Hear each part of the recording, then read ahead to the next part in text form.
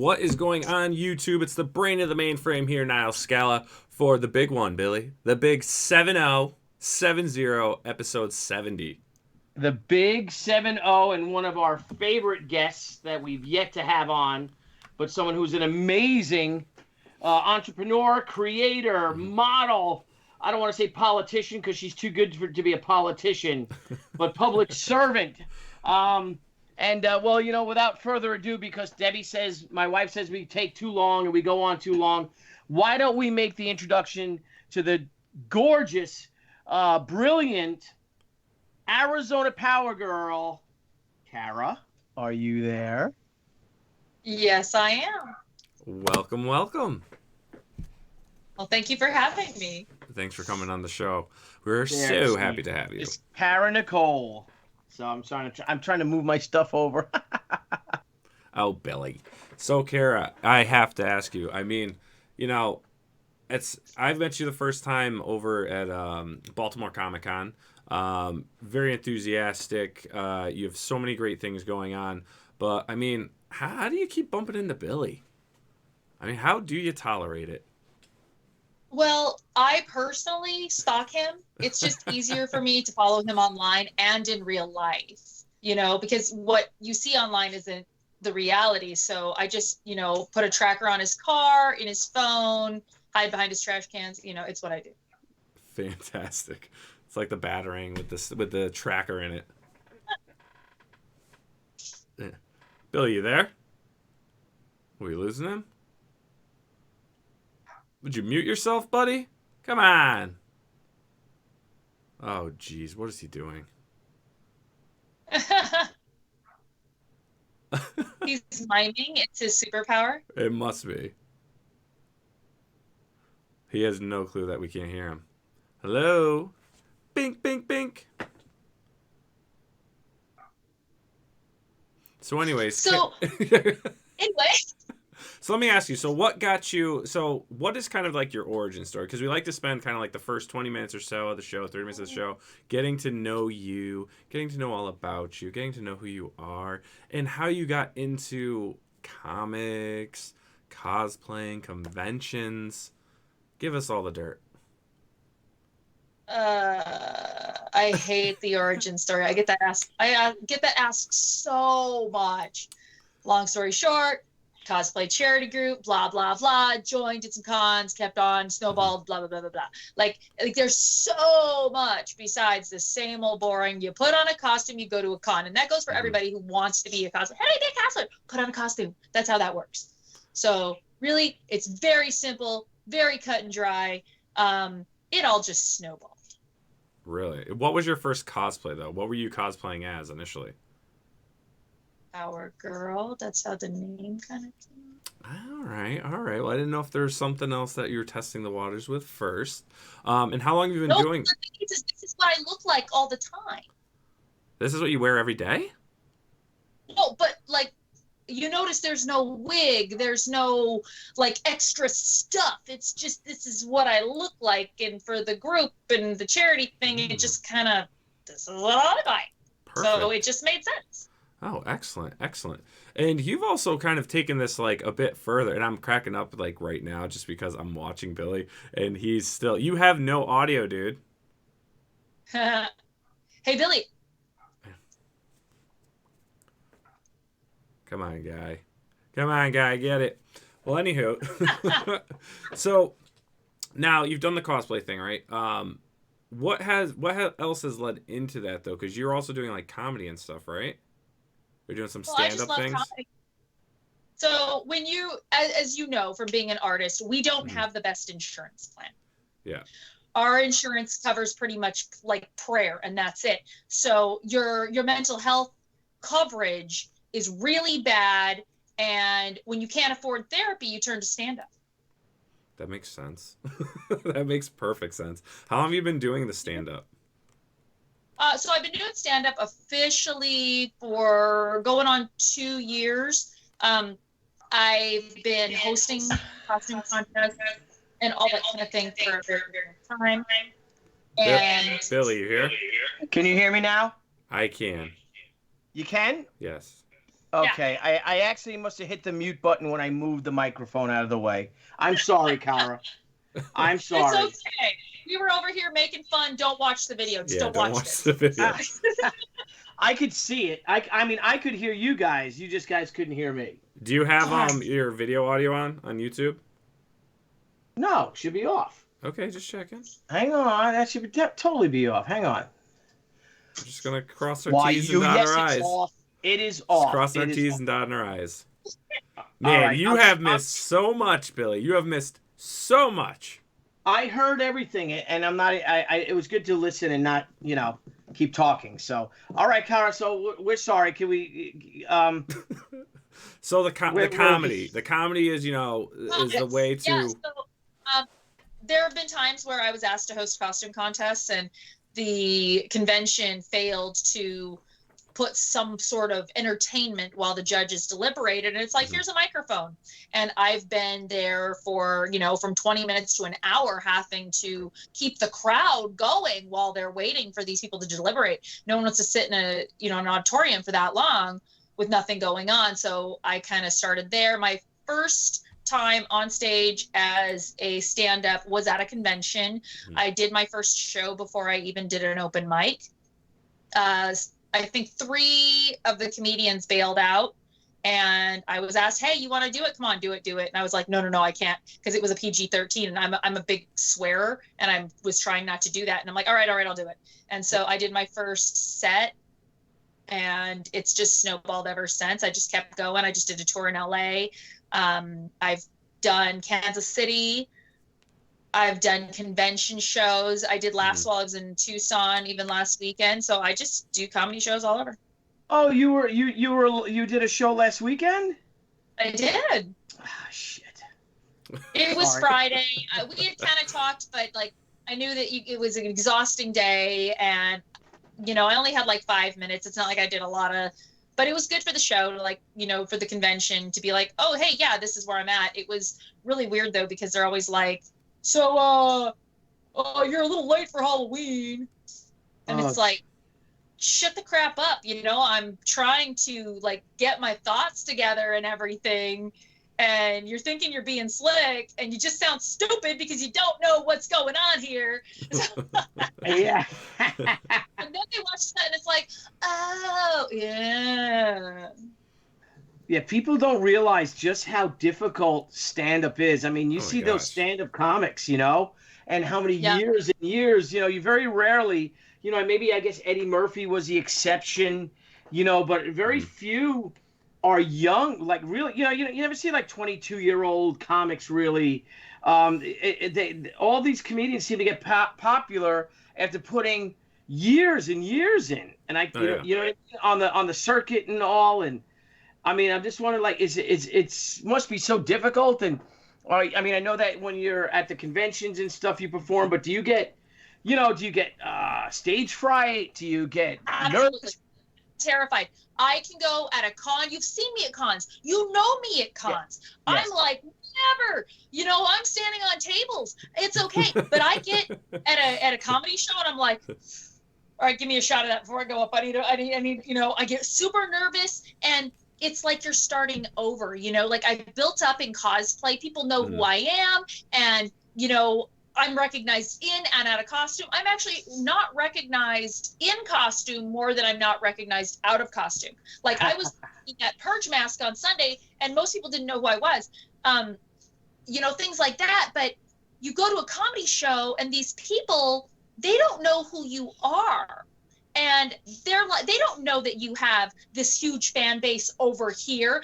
They, so you're really kind of starting from nothing. I have had an advantage because I do know people, and I do have a fan base that I can bring into this, and I can invite to these things. But, it's like day one all over again. Yeah. Yeah. Oh, I can imagine. I mean, yeah, because you're, especially if you're not a name and all, and it seems like a lot of people go to comedy clubs just to be assholes, Yes. I guess a lot of them may think that, oh, I'm funny, I should be a comedian, blah, blah, blah, and that's where it's very different mouthing off to your friends than getting on a stage and having a set. Yeah. So you've actually toured doing this. You said now. Yeah. You're still touring doing it, right? Well, yeah, I mean, I get shows here and there. I have a couple shows booked through the end of the year, and you know. Do you write do you like actually go through your material and write it, or are you more kind of like you just go up there and just whatever comes to you comes out? Both. Both. I do write some stuff. A lot of it is just taken from my day-to-day life. Mm-hmm. Things that I've noticed. But yeah, I talk a lot about like being a cosplayer and being an artist and what it's like. I don't always go on stage and cosplay. Okay, gotcha. So, now, do you get a lot of your material though from like going to the conventions or anything like that? There's got to be like some good stuff. Thanks. I got a lot of material coming from the airport. Yeah. So I get it from here and there. I do a whole big thing about being a stepmom for my clean shows. Like I just did the state fair recently. Mm-hmm. I talk about more like the life of an artist. And you guys live this too. So it's very different. You know, your friends are always like, oh, well, can't you just miss this con so that we can go do blah, blah, blah, blah, blah. And it's like, can you miss a week's worth of work? Yeah, And exactly. you can't. You know, where are you at 11 o'clock in the morning on a Monday? You're at work. You can't miss an entire week of work. So I talk a lot about that kind of stuff as well, and how funny it is, our weird schedules and our traveling and, you know, what our life is actually like. Mm-hmm. Yeah, because people don't realize it, you know, and it gets really difficult in trying. I mean, you know, I'm actually pulling back, thankfully, but you know, that's, you know, because I was personally like you know, for the past, golly, almost 15 years working, you know, for the most part for Marvel and DC, and you got to chase them around. You know, it doesn't matter how successful, say, your books are, or if they like a particular cover, or if you get nominated for an award or anything like that. You're always chasing them around, so, you know, and you don't want to be a pain to them and all. So, but you got, you know, people like, you know, how come you're doing so many conventions? I mean, some years, like this year, I think I did over 20 conventions and store appearances. And it's because, well, I got a mortgage to pay. I got kids. I got, you know, it's work. It's a lot of work. And that's something that's really interesting to bring up. With you, people understand that, but when you're a cosplayer, a lot of times people think, oh, you should only cosplay for fun. Oh, you shouldn't charge for anything. It's like, well, but when it's taken over your life to the point where this is a 60 to 80 hour work week between coloring and making costumes and traveling, like I got to pay my mortgage too. I have to, you know, pay for my car payment, put gas in my car. I'm not always a guest at shows, so I do have to pay for these things, and they don't understand that what I do, in a sense, is the same thing that you do. Right. Yeah. Right. Well, we understand that. That's why we have the crowdfunding cosplay. Yes, we do. Well, yeah, I mean, it is. I mean, when you go to conventions and shows, I mean, you know, cosplayers are some, you know, as big, maybe even bigger than some of the, you know, the artists and other creators there. I mean, it's something that I think has really helped shape the conventions where, you know, fans are able to go and you know, meet their artists, meet that, and then actually hang out with cosplayers like yourself who put a lot of time into their costumes and what they do to bring these characters to life, you know, for that one day or weekend that they're there. And, you know, then building that brand and the business that, you know, like yourself, I mean, you're putting together this whole brand and what you're doing, you're expanding. And a lot of people don't know as well. I mean, yes, you cosplay, but you are also an artist, you know, and a colorist and stuff like that. So can you give us just kind of a brief description of the type of the work you've been doing, or is there anything you're currently working on? In which capacity? So, one of my biggest covers that I actually have access to right now, color-wise, is the La Muerta that came out a year before this last August. And so I colored this is the Lady Death universe. And this was actually the store variant. And from what I understand, it was one of the highest printed variants from this particular company. So that's super cool. I do have a piece I have a piece in the Michael Turner Legacy book that I colored as well. But I also do a lot of cosplay covers. And as far as I know, and I challenge anyone to, to go toe to toe with me, find me someone that has more cosplay covers than I do. All right, let someone accept that challenge. I believe I have over 30 as it stands. Yeah. Wow, really? Yeah. So this is the Amazing Las Vegas Comic-Con cosplay edition of the Changeling. This is Nice. issue 1. Oh, yep. Yeah. Yep. Anthony I've got a Delaney. ton of these. Yep. I've done a bunch of stuff with Naughty Fairy Stripper Assassins and more stuff to come. This is from Patriotica. Yep. Oh, that's beautiful. Zavala, yep.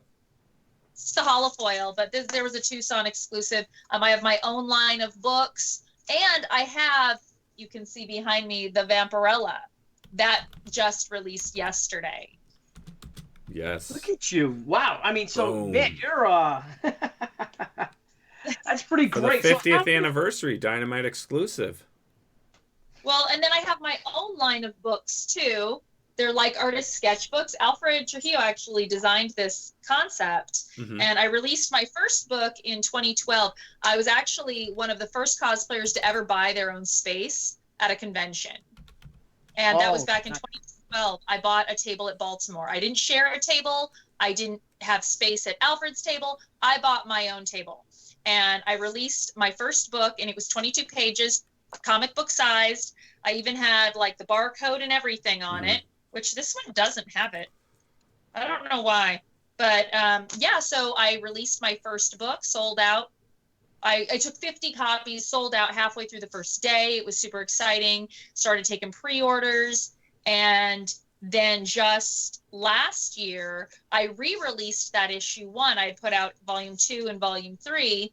And then I re-released the first one with more content because the other books are 36 pages. So I updated it, been like, hey, this has happened since then. And so, yeah, I have my own like trilogy, my own, they're like artist sketchbooks. Oh, that's cool. That's so what really compelled you to say, you know what? I'm going to get a booth myself. Like you recognized early on, because you got to think, and you said that was 2012 that you got your, yeah. So, like, and again, a vast majority of cosplayers were just doing it for fun. But you're like, oh, no, I'm going to set up. Because, I mean, it makes sense if people coming up to you, taking pictures with you, asking you to take photos. Hell, why the hell not? I just thought that's what you did. I mean, I had already done store signings. And back then, the store signings were also a big thing. And I started getting invited to have a table at stores, and I just thought that's what you did. I did what the artists did. Yeah. If that makes sense. So I didn't separate cosplay and art. That's just what I did. That, and like I said, the book came, we did the book, and it's really just like an artist sketchbook. I've got photos and and like articles, and I got, my centerfold in there, and that's just what I did. I talked about different things that were going on, and I even sold ad space. I actually crowdfunded. The first book I didn't crowdfund until I re-released it, but book 2 and book 3 I crowdfunded on INDIEGOGO, and I made between, I made like between 6,000 and 11,000 per book. Wow. Oh, that's not bad at all. That's kind of cool. It's almost like your own magazine. It different is. articles and things. But the magazine was just not cost effective. I didn't have the fan base to put out a quarterly magazine. My first comic that I wrote, actually, I put out in 2012. It was an ash can. And then I broke it up, and I was going to put a chunk of it into each book for the year. So I only got through 2 issues. It was just not cost effective to put out a magazine. And and it's just, at this point, it's time consuming. So I've got so many other projects that the magazine, I'm gonna transition that into something else. Oh, cool. Very cool. I mean, so what has it been like with cosplaying and building your brand and trying these different things? I mean, is there anything out there that you've done that if anyone asked, you'd be like, I recommend you don't do that? Oh, so many things. Cosplay's still real weird. There are a lot of artists that can't get guest spots where cosplayers do. There's a lot of misconceptions about cosplay. Mm-hmm. And I think that a lot of cosplayers think of it as just like a fun little extra thing. But these conventions, they're investing in you. They're putting money in for you. And I think that there's things that as a cosplayer you need to do to, do your part. Mm-hmm. So I think there's so many things you don't do. Don't get your personal crap online. Don't be dramatic. Don't get desperate. I actually do a panel at a lot of shows called How to Be a Pro Cosplayer, where I talk about these things. Mm-hmm. Because I can imagine with everything else, and it happens in comics, but there's got to be a lot of drama, between cosplayers, and especially if, like, say if there's a real mainstream character, say Black Cat's real popular, mm-hmm. and then you'll get a lot of cosplayers say wanting to do Black Cat. So I could see it getting a little, you know what I mean, like almost infringing on each other's territory or something like that. And I could see, because I know when, artists, and, normally if someone's drawing Black Cat, no one else is drawing that. But there's a lot of little, and I guess it's with everything with the arts, a little bit of cattiness, if you will, a little bit of, passive aggressiveness. Do you find that pretty prevalent in the cosplay community? I stay out of it. It can. Mm-hmm. It absolutely can. And I just stay out of it. I don't befriend cosplayers because they have a name. I don't care what you do. If you're my friend, you're my friend. If you're a cosplayer and you're my friend, those things are completely separate. And I just don't. It's just like artists. Like you were talking about, if, like if I cosplay Black Cat and other people do it, like who cares? You have a Black Cat art piece. I have a Black Cat art piece. I have a Black Cat cosplay piece. This guy over there has a Black Cat art piece. It's the same thing. And people actually get more excited if they see two Black Cats. They're like, oh, like, yeah. They get excited. They love it. And I actually find that the fans are the ones that like to push it. They'll be like, oh, I saw that so-and-so was dressed as Power Girl at this con, and you were dressed as Power Girl. I don't care. Like, so what if she was dressed as Power Girl? Hi, nice to meet you. Can I get a picture? Great costume. I think that people got to get their egos out of it. Worry about yourself, because tearing down someone else's business isn't going to build yours. Absolutely. Yep. Here. Now, do you think there's an advantage for cosplayers that kind of pick like one or two characters and really invest in those characters versus the cosplayers that like go to conventions and they're always like changing outfits and costumes and doing different characters? Or does it not matter? There's one advantage, and that advantage is that you don't spend your whole day changing your clothes. Mm. And you need to be on the floor. If you're a pro cosplayer, you need to be at your booth, not wandering around all day. And I've done it before. If it's like super slow, I'll go say hi to everybody. But if people say, I can't find you, you're not where you need to be. Mm-hmm. Right. That's a huge thing. As there are people that do, and I'm kind of in this category, you have your main costumes that you wear at cons, and then you have your online costumes. There's a lot of safety issues with convention costumes. There are things you should not wear in public because you don't want to become a registered sex offender.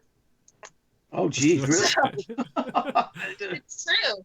There are a lot of costumes you cannot wear now because some girl decided that she wasn't going to wear the proper undergarments and let all her junk fall out all over the place. So, really? Oh yeah. So now there's regulations? Oh, big time. Really? Absolutely. And those are the kinds of things that I always talk about with my safety panels and that sort of thing, about how to protect yourself, how to, make sure that you're not going to have anything bad happen to you or photos go out that shouldn't go out. I mean, what are some of the etiquettes for being a cosplayer? I mean, for anyone that's going to watch this video or is currently watching that is interested in doing it or does do it, I mean, I don't know. What is some of the etiquette for a cosplayer?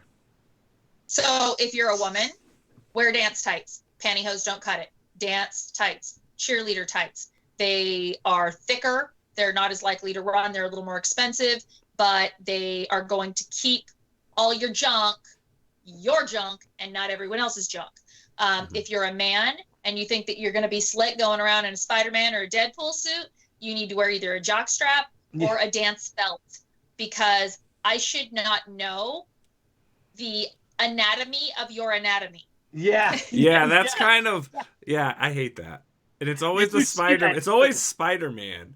And it's like a really bad Spider-Man too. And you're just like, oh my gosh, dude, what is that? Put it away. Yeah. It's like, oh my God. There's children at that height. You can't do that. Ugh. Up it up, buddy. Yep. So that's really the main thing. And wear shoes. Yeah. Wear shoes? Yes. People Why? walk Like, around barefoot? like if someone's like Spider-Man, they won't wear shoes. They'll just have the little boots, like whatever the little. Like if someone's like Rhee or a costume where it's a barefoot character. Mm-hmm. Yeah. There are things you can do. You can make these like little con shoes that are essentially insoles with flesh tone straps. You can wear flip-flops. Wear shoes. It's just not safe to not wear shoes. Yeah, that's for sure. That sounds. We're getting our hygiene lesson. That's disgusting. Yeah, what's the hygiene lessons here? Yeah, a lot of deodorant. Put a little Vicks under your nose. Yeah. Now let me ask you something, because we've just started kind of doing the whole crowdfunding cosplay episodes and stuff that we do. I mean, has security been an issue? I mean, what's some of the encounters that you have, if you're comfortable talking about at these conventions? I mean, do you have your own security detail or anyone that handles like security for you at some of these conventions? She's kind of a badass. I know she is. I don't know. So I have been offered security from time to time. I typically don't need it. I mean, everybody knows me. You know, I'm kind of that person that's around. I'm everywhere. Like, Billy, you know that. Yeah. Everybody knows me. And so it's very rare that something will happen to me. And I'll knock the hell out of you on the floor. Like, I don't want to be that, like, oh, I'm going to go mess with her. But I have been in very, very few situations where someone has tried to grab me or whatever, and I like dropped them on the floor, like right there in the middle of the con.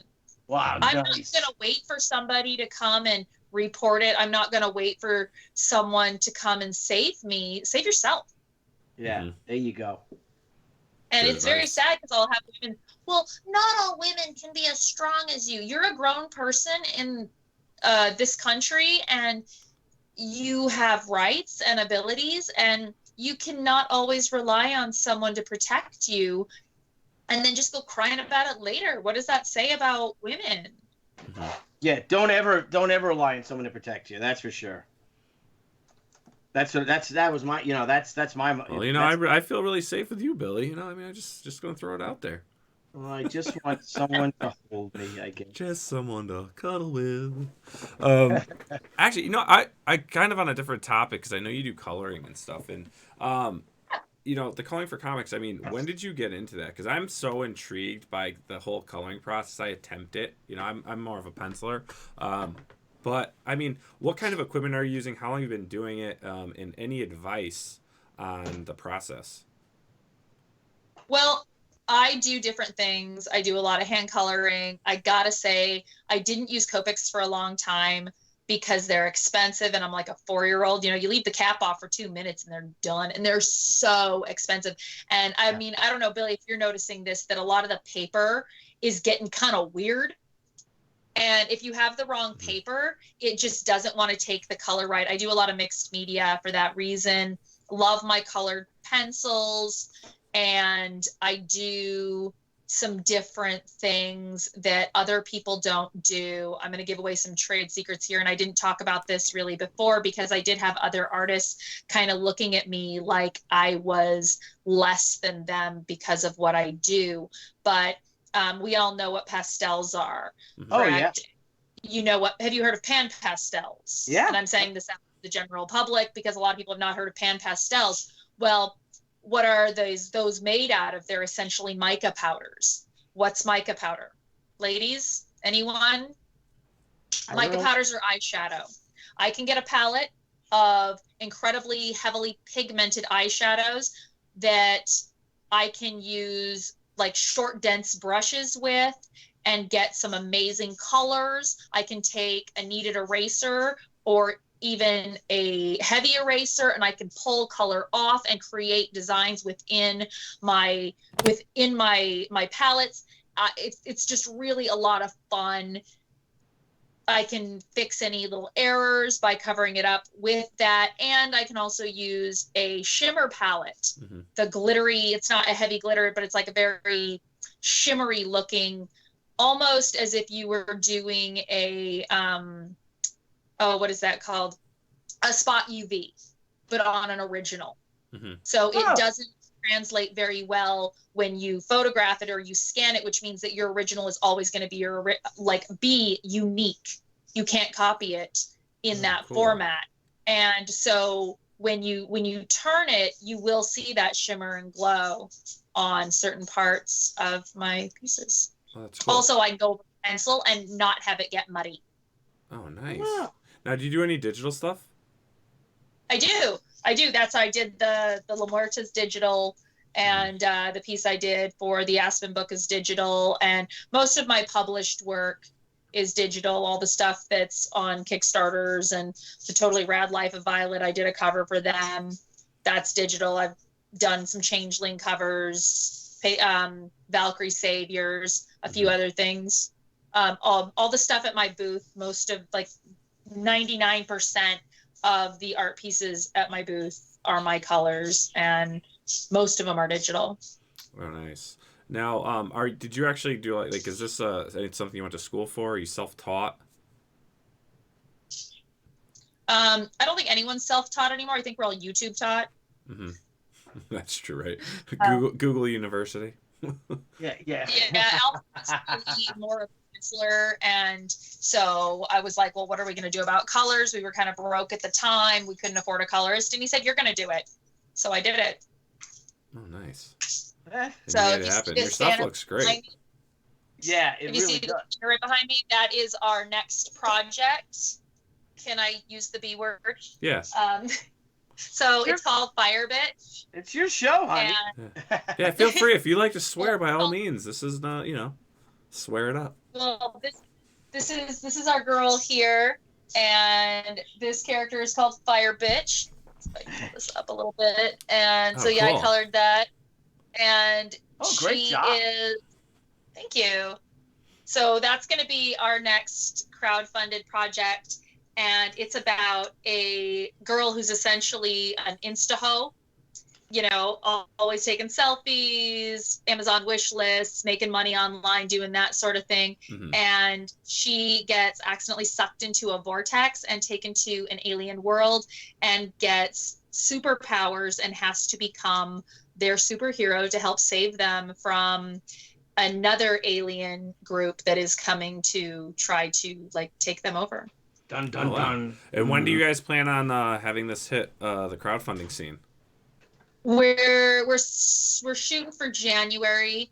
Cool. Alfred's doing the interiors for Jolly Jane right now. Awesome. And he's also working on a few other things. We've got a huge commission line, and he's got, I would say, about half of Fire Bitch penciled out. It's written. I wrote it. I do writing as well. Also, I'm an editor, but never edit your own stuff. Everyone thinks they can. Don't do it. Right. Don't. Right. I don't care how good you are as an editor. You will read what you think you wrote and not what you wrote. So, yeah, I wrote Fire Bitch, and Alfred and I co-wrote it together, but I wrote more of it because I'm the woman, and I am like, no, it has to be like this. So, so yeah, and it's not me being prideful, it's me being pushy. There's a difference. And yeah, it's gonna be a lot of fun. I've gotten, I would say, less than a quarter of it colored because I've been traveling and I've been working on some other stuff. There will be cosplay covers, there will be variant covers, there will be a lot of that kind of stuff as well. You know, the usual things. Oh, very cool. Now, is this the first comic book you've crowdfunded, or have you crowdfunded other books before? No, it's the first comic book. I had, like I said, I had my books for my cosplay, and then I had all my calendar campaigns. And so I did 3 books, 3 cosplay books, and then 4 calendars. My last calendar just finished up on Kickstarter and has now rolled into Indiegogo. Oh, awesome. So let's head over to Indiegogo and let's check that out. Okay, actually, someone mentioned this, so I'm going to appease them. So this is the Goddess series that we're working on. And this is our goddess, Aeon. Wow. And what we do is draw these beautiful, lovely goddesses. And we put them on this cool Hall of Foil, and all the paper is actually different. And then I write a story on the back of each of these. They're 6 by 18. And this is our second goddess. Oh, I love that. That's awesome. Yeah. Yes. She is essentially a reaper. She's a goddess of death, but over cats. Oh, and there's a reason, and it's almost a horror story. That's another thing we're working on. We're working on a horror compilation called Unstable Frequencies that we're going to be using lots of different artists. I'm a huge, like, Tales from the Crypt, Twilight Zone, you know, kind of a person, and so I want my own book like that. But yeah, so this is Aeon is a time goddess, and she's actually, like, punished as a time goddess. So there's always, like, a horrible story behind each of these girls. So stay tuned for more of that too. And I colored those as well. So that's going to be a book that's coming out, or wait, what is this all a part of? I don't know what it's going to be. I mean, it's just like a print series. Like, so the back of it has the story, and I haven't decided if I'm going to put them into a book or maybe a card set or a game. Cool. I don't know what I'm going to do yet. Oh, very cool. And how can people get these prints? All on my store, 183degreestudio.com or azpowergirl.com. You can link it all. Like it all like daisy chains together. All right, we'll add all those links into the description of the show after the recording. And so if anyone wants to check those out, go ahead. But since you did mention your calendar and you mentioned Indiegogo, I want to head over, and what I'd love to do is I'm actually going to play the video for everyone, Cara. And when I play the video, our audience can hear it. We can't, but it plays out for them. So I'm going to play this video for everyone, and just so you know, if you do chat or talk, they will hear you. But let me play this for everyone, because this is a great campaign video. Hey everybody, this is AZPowergirl, Cara Nicole, coming to you again for the next cosplay calendar. I'm bringing it to you early. That way you have plenty of time to prepare for the roaring 20s. That's right. 2020 is on us.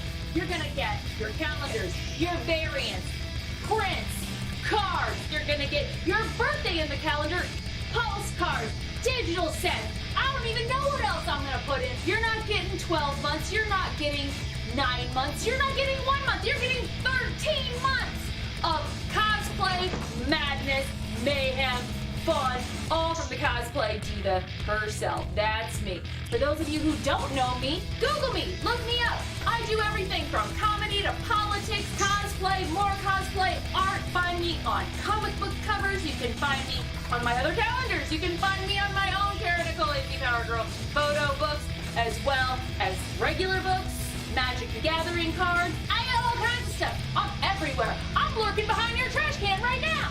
So jump on it while you can. Spend the next year with me, your AZPowergirl.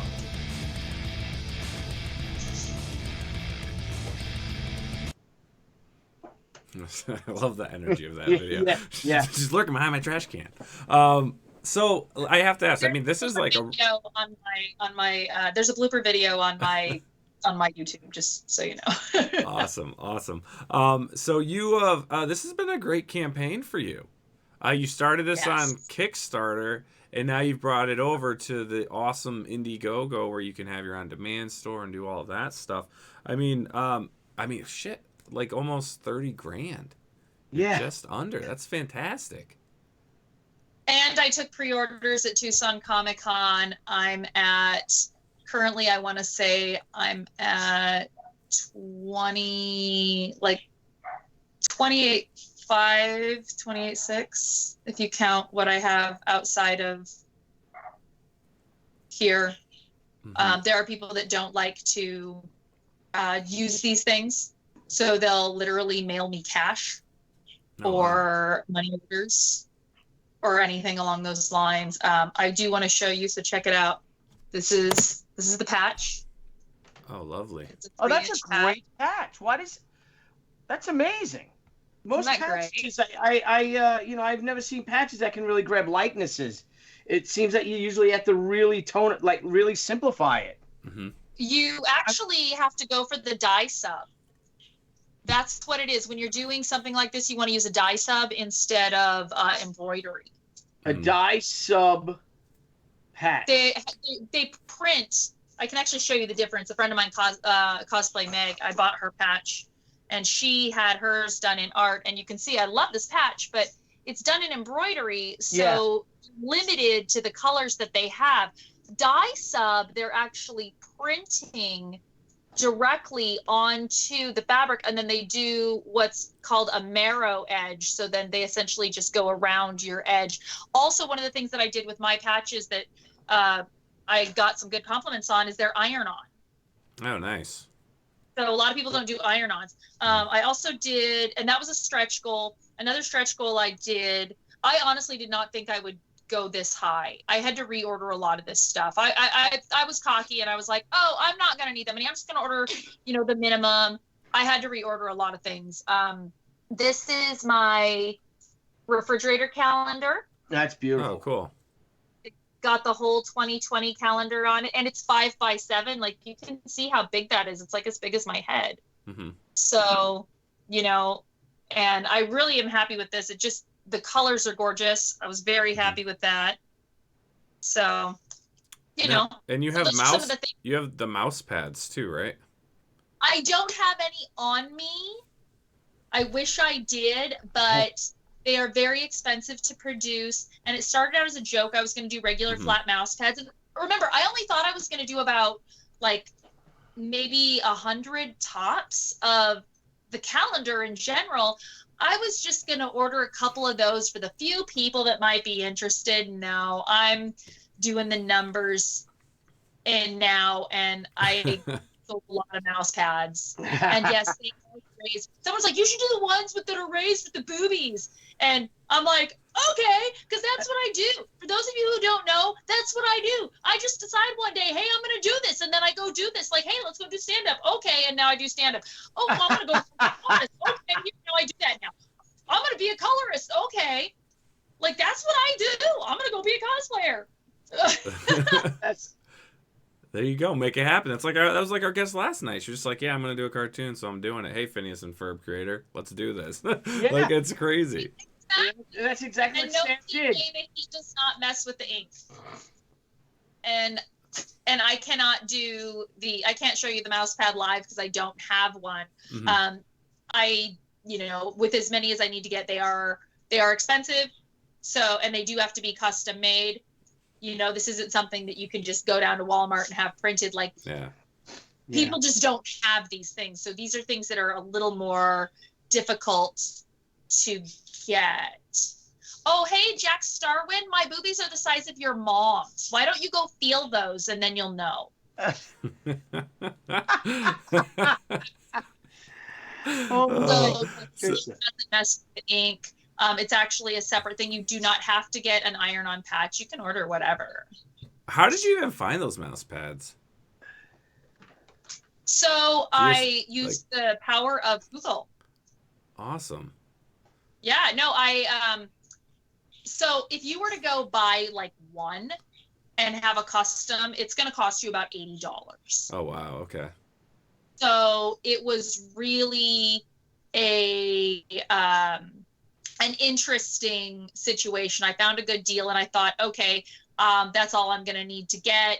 I'm not going to need that many. And then I started looking into some more stuff and getting more resources. And yeah, I found some better distributors. And yeah, and the thing is the fact that I'm doing 3 of them, like what the crap am I thinking? Yeah. Like 3 different options, but they're doing well. I do have them available on my Indiegogo with my calendar. You can also get previous year's calendars. That's one of the things that I did. And you can also get my books and mystery packs and all this other kind of fun stuff. I also did a whole bunch of stickers and little tiny one of the cool things I did was for the first 50 people that got in on my Kickstarter, they got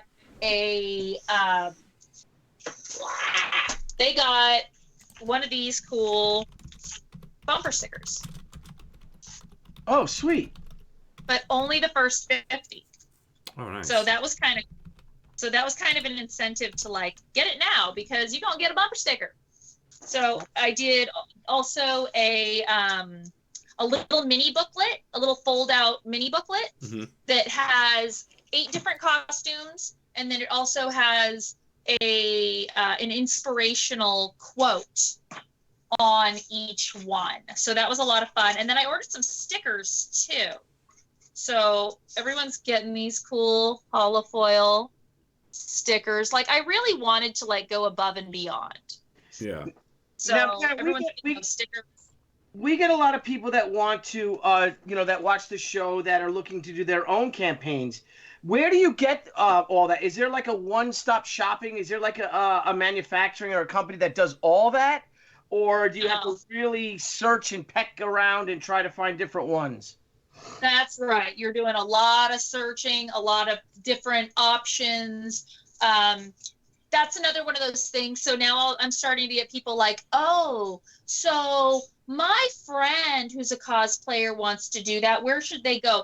I have spent, and not to be like an asshole here, but I'm working on a new ebook about building your brand and building your business because people will come to me and it's like, first of all, I'm not giving your fans my information that I have spent hours and hours and hours hunting for. Like if you're my friend, like Billy, if you came to me and said, Cara, where'd you get those patches? I will give you that distributor in a minute. I know you, you're my friend, but if some stranger comes out just doing that, no, I'm not going to give, your fanboy my business information. That's not how this works. I've worked very hard. I've worked a lot of hours to do this and create these projects. And so it's like, why would I do that? Yeah, it's a job. I mean, you're doing research and development for your job, for your career. Now, if you are, actively working on your business and you are hunting and looking and you say, hey, Cara, can I run some stuff by you? I've gone here, here, here, and here, and I've done this, that, and the other. And is there a better way to do this? Then I can tell that you're taking this seriously. And I know a lot of people would be like, well, that's kind of nasty of you to be like that. Why can't you just help people out? Well, why can't you just help yourself? There's a lot of people who think that cosplay is easy and that it's just about getting a costume. I had one woman say, can you help me get a Catwoman costume so I can make money? That is not how that is not how this works. I see girls that'll go to my Patreon and they'll comment on my stuff. Oh, that's hot. Oh, that looks great. And their profile picture is like a shaken booty or whatever. And that's all well and good, but you're not one of my patrons. You're there just to try to steal my fans. Wow. And I think it's tacky. And as someone who's been doing this for, since 2000 and, 2011, 12, so I started out way back then, back in the olden days, get off my lawn. It takes time to build up your business. I mean, look at how many years you've been working on She, right, Billy? Like you built that up. Yeah. And you know, you can't spend all of your time checking all of your messages and, you know, mentoring and babysitting every new person that comes in saying, I want to do this too. There's a lot of people that want to do it. Why are you worth it? Right. And exactly. I know a lot of people think that that's mean, but do you know what I'm trying to say here? Like, I totally get what you're saying. For like covers for free, if I could do it for that campaign, and I'm like, yeah, I gotta, work every day as well. You don't go to a plumber and ask him, that you don't know, and ask a plumber to fix all your pipes for free. Yeah, exactly.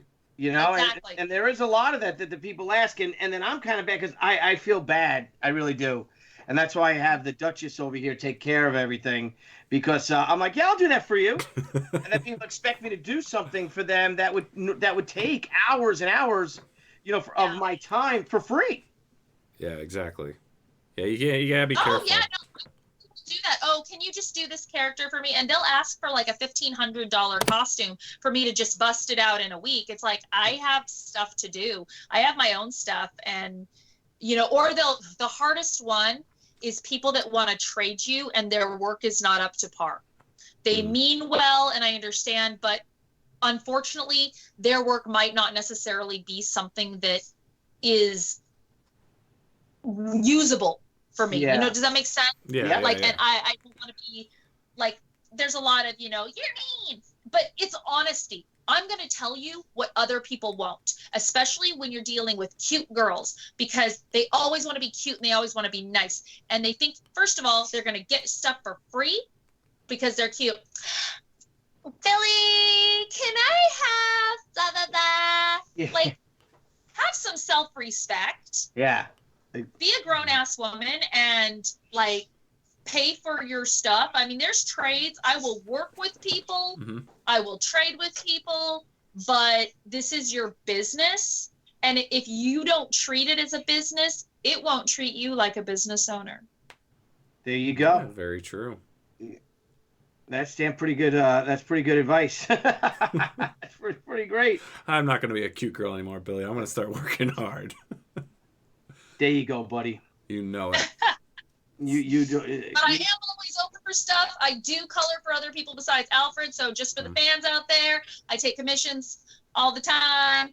If I'm at a con, you get a sketch cover. You want me to come color it? You're like, hey, Cara, Do you want now? So the best way to reach you is to go through through ArizonaPowerGirl.com, and then anywhere. AZPowergirl.com, Facebook, Twitter, Instagram.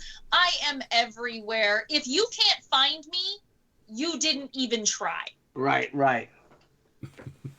Lee Ditzworth says, "Damn it, now I guess I can't like you anymore."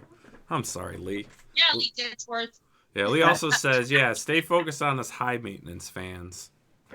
Oh, good old Lee. Good old Lee. Oh, that's crazy. So you will take, so then you are open then for, because that was going to be a question of mine. So if anyone's looking to have anything colored, they could send some stuff your way if they've got pages, anything. Yeah. I'm not super big on sequentials right now because I have my own project and I have a lot going on. But hey, if anyone wants to give me a cover. Oh, nice. There you go. Well, your stuff is fantastic. It really is. Yeah, it really is. It's great stuff. And I've looked at a lot of it online, because I know like you've posted things and whatnot that you have. And so how many projects do you currently have in the works right now? Seems like you have quite a bit going on. I have stuff I'm not allowed to talk about. Okay. We all know that. You know what that's like when it's like you got to post, but there's stuff you can't say. Yeah. So, I mean, I got a lot of irons in the fire. I don't even know. I always have. I have my Patreon, so I do a new costume photo shoot every month. I have a convention coming up in Colorado next weekend, DokuCon, and I have a lot lot of different stuff. Oh, nice. So, no, that's good. So there's a lot of things to expect. You mentioned something. You asked me earlier if it was my first comic book, and that's actually not true. And I'm going to tell you guys, this is very on the DL, but I wrote and colored a dirty comic. Oh, and nice. it was put on INDIEGOGO. INDIEGOGO, and it funded. It did great. I had to kind of keep it a little bit. It didn't make as much money as it should have because I couldn't really actively promote it because it was real dirty. And let's just say the word rumple foreskin is now in my vocabulary. That's hilarious. So it was real dirty, and I wrote it and I colored it, and it went up on INDIEGOGO, and it funded, and we were waiting for the funds to come in, and then they just put the whole campaign under review and kicked back everyone their money and wouldn't tell us anything. INDIEGOGO did that? And we were within their guidelines, and I don't think that I don't know. I think that it was like a third party or something else, but yeah, that was an interesting. You can still get that through us, but it was interesting because people were starting to be like, "Oh, if I had known that you were like that while I was in Venus, we could have hooked up." It's like, no. Just because I wrote a dirty book does not mean that I'm gonna go jumping into bed with anyone. I mean, I'm monogamous, I'm married, and what makes you think I would want to do it with you anyway? Yeah. Wow. That's crazy. I'm like kind of still in shock right now. You know, everyone praises INDIEGOGO for being like that. You can like pretty much do whatever you want type thing. And you can. And I think that the reason, because I learned a lot, you can't get a hold of anybody. I learned a lot. And what I learned is that INDIEGOGO is owned by Hasbro. And really? I didn't know that. Yeah, I didn't either until I learned this. When I was going through this process, I wanted to make sure that my people had gotten their refunds. And this book was essentially a Wonder Woman parody. Mm-hmm. And we never used Wonder Woman. We used all the proper legal terms, all the proper legal phrases that you are supposed to use when doing parody. And we do fall under appropriate parody law. That's another thing. If you're going to do this as your business, know your laws. Know what's legal, know what you do. You can't. And do your damn taxes. So, yes, I did have that comic book. And that's at your store? Yeah. No, it's not in your store. It's not.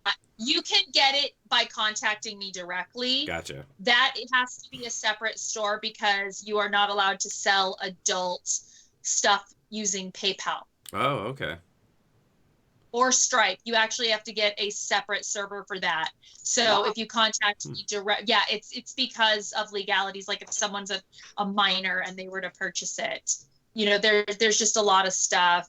eBay, I don't know. It because of the content. But PayPal, like I said, because PayPal is the one that they're real big. They won't let you sell adult content. So well, I gotta scratch those 3 projects then. Jeez. But if you're interested in any of that stuff, contact me directly. Lee, message me. You know who I am. I do check my spam folders as well. So nice. Now, one thing we didn't touch on, because we are approaching the 1 hour mark here, and we have another episode we're going to be launching at 10:30. I do want to touch base. Tell us a little bit about Magic the Gathering and what you've done there. Okay, so this was super weird and really cool. And I was the model for the Amaratandris Magic card. And that was in 2013. So I met Mark Winters at a little comic event in downtown Mesa. And Mark Winters is the artist who, painted her. And he said, "Can you be a blonde?" And he said that because I was in a wig. And I was net that day. As you know, I wear lots of different wigs. Do I went there? Maybe it's a weird joke. Anyway, and actually it goes into a couple of things. So he hired me to model for him, and he had some like fabric that he draped all over me, and we did some different posing and whatnot. And I had taken Alfred with me. And I had a wig that I used for that because my hair wasn't the right length or style. And we had talked about it beforehand, and I brought some stuff. And he took all these photos, and it's actually in my photo book too. I believe I have some of that photo shoot in there. And he created this card, and, put it out there. And it was supposed to be like very valuable. And it turned out that it was not very valuable at all. Oh, And that that worked out very stinks. well for me because that meant that I could get lots of copies and resell them. And a lot of people don't do that, but I did. And so that was super cool. Maybe I don't have it in this book. I have it in a book. And anyway, so he also wanted me to pose for, okay, so there it is. You see it? There, that's the only picture I have in this one, way down there. And so we had also talked about a succubus type costume setup that he was doing for Dungeons and Dragons magazine. And Alfred had come with me, and he said, "Oh, I'm so glad you came because I need to do a succubus trying to kiss a wizard, and I got to paint this, and I was going to do it myself." And he's such a shy, sweet gentleman. And so he used Alfred to model for the wizard. And That's awesome. so now we have this awesome painting of us together, and I'm a succubus and he's a wizard, and his mom got mad at me because I wasn't looking at him. It's like, this is a painting. This is not a photograph. And she's still mad at me because I wasn't looking at him in there. It's like, this wasn't my choice. So yeah, so it's really cool. That was in Dungeons & Dragons magazine, but he did send us a copy of it so we could have it, and it's very, very cool. Like, who can say that, That's that they awesome. have that, right? But then in 2017, he hits me up with this card, and he says, "Hey, we are doing some stuff with Imara, and and so would you be willing to model for me again?" So I came back and I modeled again for the new card, and he told me the story that is really kind of I guess I'm putting it way too close to the camera. He told me that they were trying to decide who was going to be like the leader of what tribe, right? And and he said, "Well, Amara's running for office right now," because I was running for House of Representatives. So essentially my running for House of Representatives was kind of the catalyst to Amara Tandris becoming the leader of her tribe in Magic the Gathering. That is awesome. That's a cool story. That's awesome. Oh, Blevins will take it. So One of our producers, Blevins, who's huge into magic and gaming. He owned the largest gaming store in Arkansas. Wow. He'll get a kick out of that. And he's good friends with... Yeah. I actually have these went out to the stores, and someone sent me this. This was super cool. But these went out to the stores when that deck dropped. And so a fan sent me. Isn't that awesome? That is awesome. Great. So yeah, these were, and I have a couple of these that people keep telling me that they're going to send me. So that was really cool that they used her for the cover art and for a lot of the promo stuff. And Oh, very cool. So, Very cool. yeah, I've done a lot of stuff. You have. No, it's awesome. You keep busy, that's for sure. Man, are you busy. Very busy, but it's cool. And I know you said you have things you can't talk about. So, what's the best way everyone can keep up with what you're doing? So at times you could start releasing some info. We'll get the inside scoop. Yeah, so my Facebook page, I do a lot there. Patreon is real good. I have my own Discord channel for my patrons as well. I'm AZPowergirl everywhere. I go live on Wednesdays at 4:30 Mountain Standard Time on my YouTube channel. Is it my YouTube channel or is it on I think it's been Facebook. I'm trying to figure out what I'm going to do with that. But I'm very easy to find. Follow me anywhere: Twitter, Instagram, Facebook, Patreon, my website, azpowergirl.com. Message me your email address. I'll put you on my newsletter. Yeah, you had asked about other projects. Another big project, just so you know, that I was going to touch on, Confessions of a Cosplay Diva.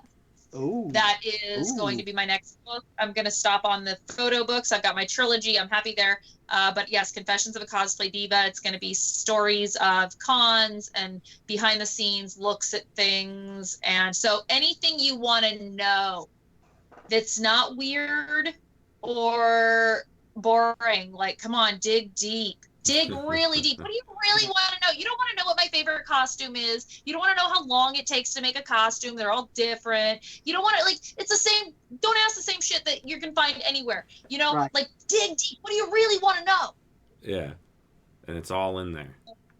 Yeah, this is like talking about like my travelings in the middle of the night, sleeping in my car, you know, building my whole business, what my actual life is like. You know, stupid things that I did. I made a lot of stupid mistakes. Learn from my mistakes. Don't copy them. Don't repeat all the dumb shit that I've done over the years. Yeah. And it's, 'Cause they've and already when done- is this book coming out? I mean, what's the release date? No, I'm still working on it. Everything got kind of pushed back because I've been working on other Kickstarters and I get hired for jobs, and I want to make sure that it's done well and it's done right. You know, it really does help if people want to know really what would you pay to know. Yeah.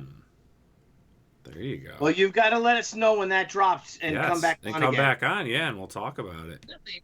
All right, awesome. Well, I would love to get into, if you don't mind, we've got a crowdfunding call out tonight, and our crowdfunding call out is for Tales of Mr. Rhee Omnibus Act 1, brought to you by Dirk Manning. Now, this is close to about a 6-minute video, so normally I play the videos for you guys and we check out these things. This one's just a little too long, but it is an awesome campaign video with some great information.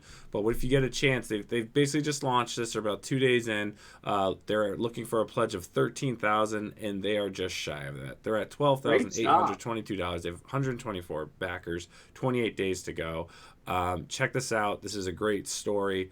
You know, it's been out for a while, so now the first 4 volumes have been put into this omnibus for everyone to continue to enjoy and love. So when you get that chance, you know, go on, check it out, back it. And like we always say, if you can't back something, just share it. Share it on your Facebook, your Twitter, your Instagram, wherever you are. Share it on your social media, because it may not be something for you, or you may not just have the funds, but you may know one person, 20 people, 50 people, someone who can help keep these dreams a reality for all the independent creators out there.